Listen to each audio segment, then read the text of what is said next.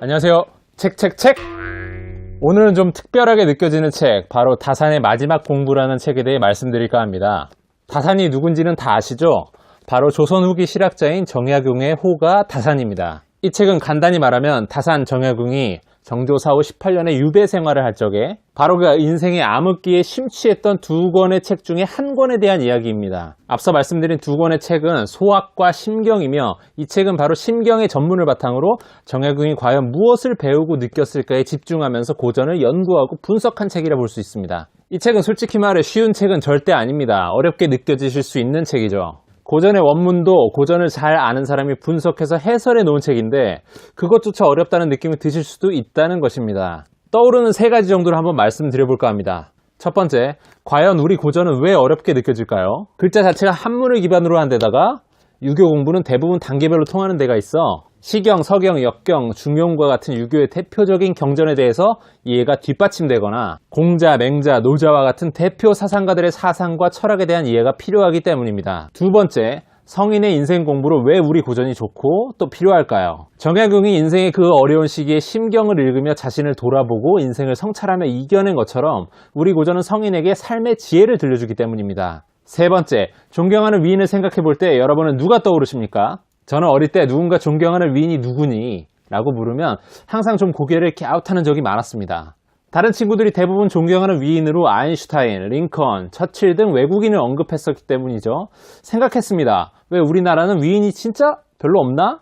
가만히 떠올려 봤습니다. 흔히 말하는 세종대왕은 너무 훌륭하시나 왕이신이 일단 제껴두고 김유신, 이순신 같은 무장 말고 문인 중에는 누가 없을까를 고민했습니다. 그런데 있었습니다. 위대한 사람들은 찾아보면 정말 많았습니다. 특히 제가 빠져들었던 인물들은 실학자들이었고 그 중에서도 가히 분야는 다르지만 레오나르도 다빈치급의 인물이라 생각했던 사람이 바로 다산 정약용입니다. 정약용은 실로 엄청나게 넓은 분야를 또 엄청나게 깊은 깊이로 공부하고 결과물을 만들어냈던 실로 대단한 인물입니다. 개인적으로는 중국 역사가 사마천과 비교해도 뒤지지 않는다고 생각하고요.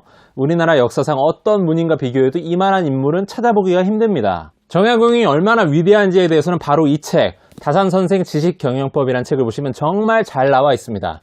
정약용의 팬이 되고 싶으시다면 이 책 꼭 읽어보시기 바랍니다. 다시 책으로 돌아와서 정약용은 주자의 제자였던 송나라 학자 진덕수가 쓴 심경이란 책을 읽고 너무도 빠져들어서 본인 스스로도 심경에 관한 책을 펴냈을 정도로 심경을 중요하게 생각했습니다. 정약용이 직접 심경을 탐독하고 쓴 심경밀엄이라는 저서에 보면 정약용은 소학으로 인간의 외면을 다스리고 심경으로 내면을 다스린다면 거의 현인의 길에 이를 수 있을 것 같다는 이야기를 했을 정도로 심경을 좋은 책으로 생각했습니다. 이 책은 심경의 전문을 각 문장마다 조목조목 분석해서 그 중심 뜻을 파악하고 독자들이 이 문장에서 얻을 수 있는 지혜는 무엇일지 그 중심 주제를 잡아내어 서술한 책입니다. 제가 마음에 들었던 일부 구절을 한번 말씀드려 볼게요. 자기가 갑자기 죄와 허물에 빠져 부끄럽고 후회스러울 때 점검해보면 재물이 아니면 여색 때문이다. 다른 사람이 갑자기 명성이 추락하고 오명이 세상에 가득할 때 점검해보면 역시 재물이 아니면 여색 때문이다. 이 내용 진짜 놀랍지 않으신가요?